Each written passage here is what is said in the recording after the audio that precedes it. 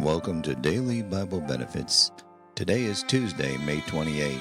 On this day in 1830, President Andrew Jackson signs the Indian Removal Act into law.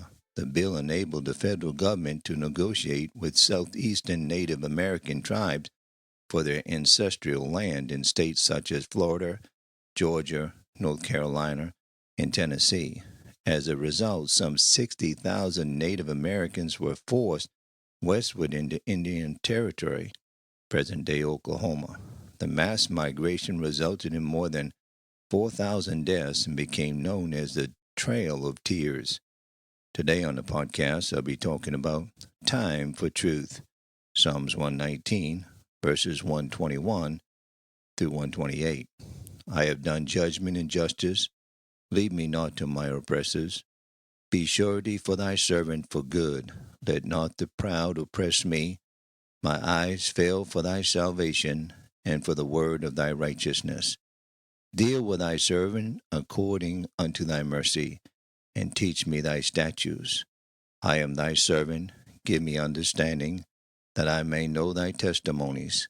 It is time for thee, Lord, to work, for they have made void thy law. Therefore, I love thy commandments above gold, yea, above fine gold. Therefore I esteem all thy precepts concerning all things to be right, and I hate every false way. Truth vindicated. At the funeral of a man who was very generous and loving, but ungodly and dissipated, I felt unwilling to make a funeral address that should be untrue to my convictions of the truth of the Word of God. Accordingly, I spoke to the businessmen present in very large numbers, who had been his companions, about the folly of neglecting the soul, even for the sake of worldly profit. They have expected to hear a eulogy of the dead and get comfort in their own ungodliness, and were much increased. One of them cursed and swore that he would provide in his will that I should never officiate his funeral. Shortly after, God smote him with incurable disease, and for many months he lingered in great agony and died. He would send for me and cling to me like a child, confess to me his sinful life, and beg me to pray for him and with him.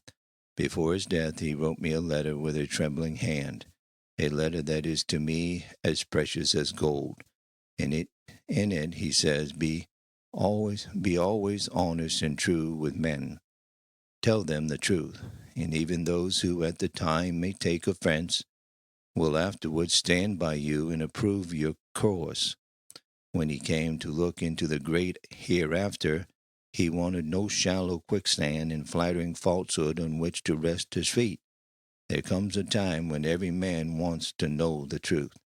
Thank you for tuning in to Daily Bible Benefits. Have a good and godly day.